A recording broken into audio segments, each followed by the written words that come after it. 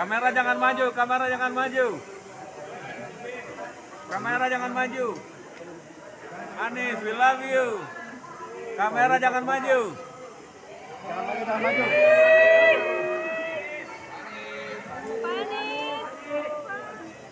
Panis, Dengja mah di belakang.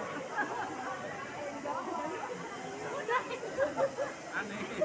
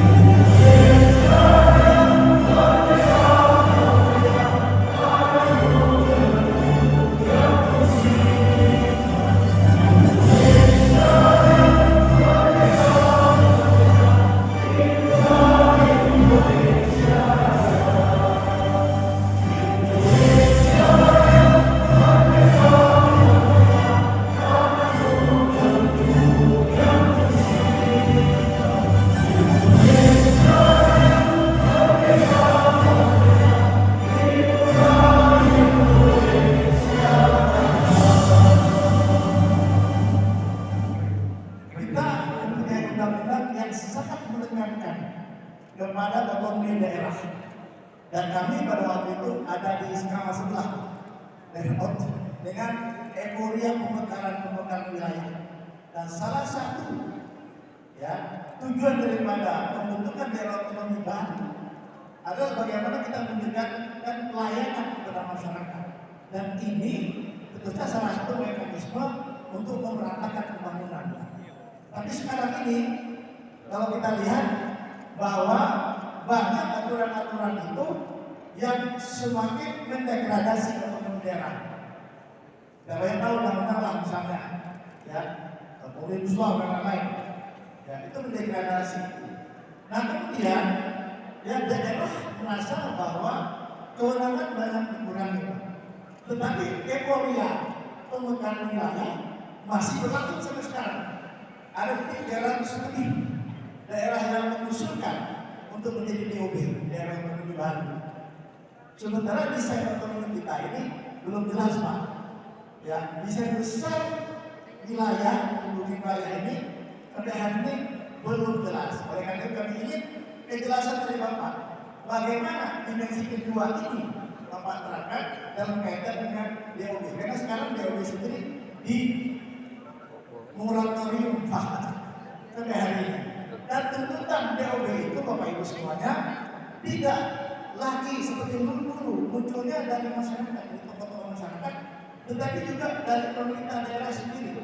Bahkan kami pernah berdialog dengan Gubernur Jawa Barat yang bersama dengan pimpinan Komisi 2 di DPR RI. Gubernur Jawa Barat sudah mengatakan bahwa kami betul-betul diperlakukan tidak adil dengan tidak ada DOB baru ini.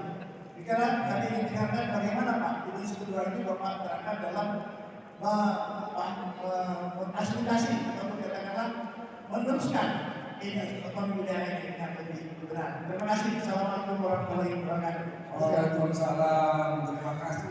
Ada penanya dari BPD Kemenango.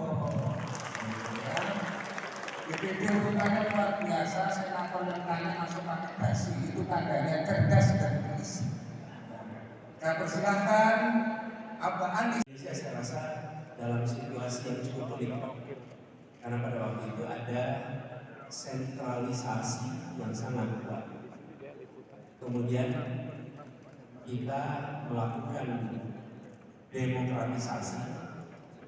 Nah itu tidak banyak negara di dunia yang melakukan demokratisasi di kekuasaan pusat pada saat yang bersamaan melakukan devolusi kepada daerah.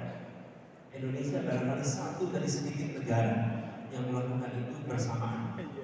Biasanya hanya demokratisasi saja, atau hanya devolusi saja. Kita kerjakan dua-duanya bersamaan karena pada waktu itu kondisi krisis yang kapasitas pusat dirasa tidak memungkinkan untuk melakukan delivery di tingkat lokal ketika kekuasaan itu masih tersentralisasi. Jadi tujuannya seperti yang disampaikan agar satu pelayanan lebih baik. Tapi yang tidak kalah penting adalah aspirasi lebih cepat tersampaikan. Karena jarak antara rakyat dengan pengelola anggaran, pemegang kewenangan itu lebih pendek. Kemudian yang ketiga adalah monitoring atas pelaksanaan yang lebih mudah oleh masyarakat. Nah, aspek ini kemudian kita saksikan banyak daerah otonomi baru yang menunjukkan. Dari pandangan kami, bila kebutuhan tentang kewenangan yang disebut sebagai otonomi daerah itu karena kebutuhan objektif dan landasan yang teknokratik, maka itu layak untuk dibahas, layak untuk dipertimbangkan. Ketika aspirasi tentang otonomi baru atau daerah itu karena ada konstelasi politik yang tidak bisa dipersatukan, lalu kemudian mau dipisahkan, nah ini bisa problematik.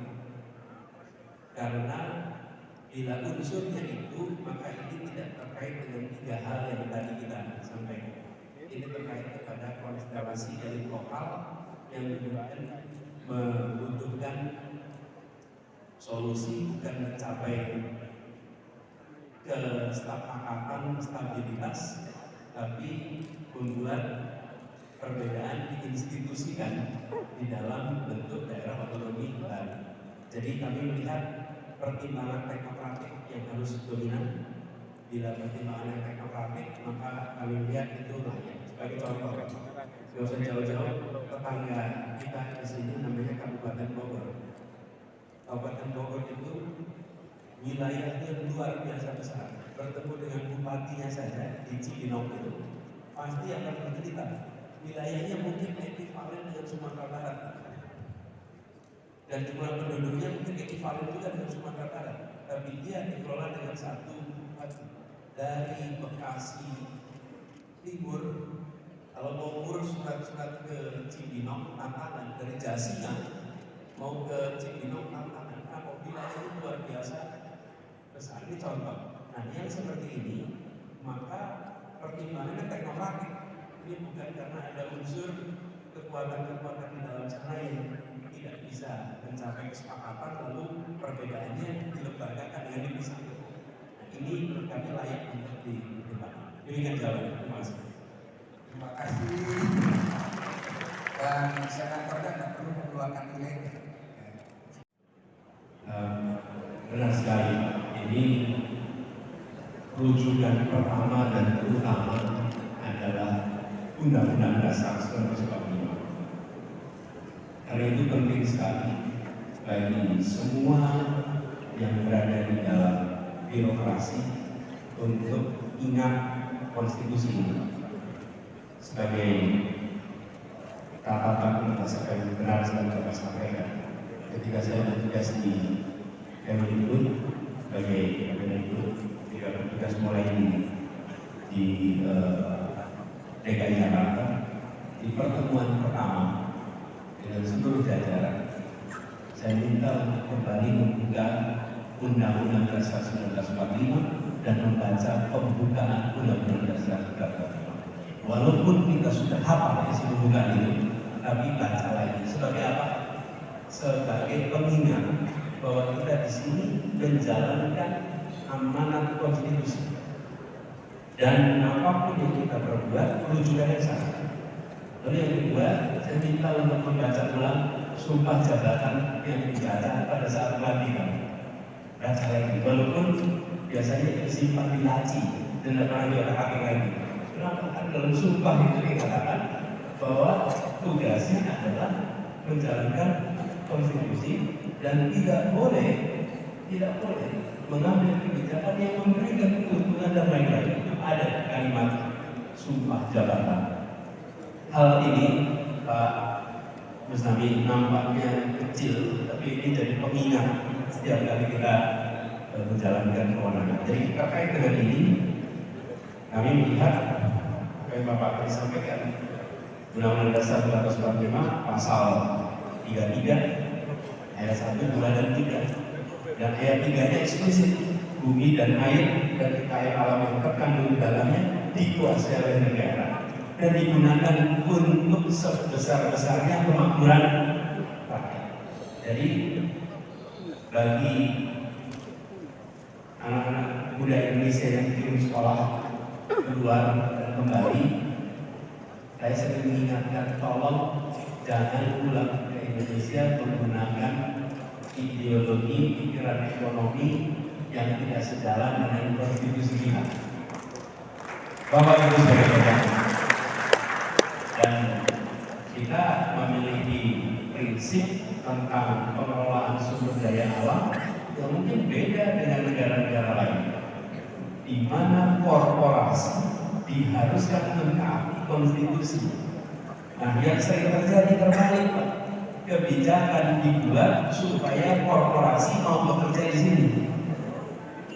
Harusnya ini landasan konstitusinya, semua korporasi harus ikut. Jadi bila disebutkan misalnya ada 6 urutan misalnya, kenapa kita berikan kesempatan? 1, peningkatan pendapatan negara di Indonesia.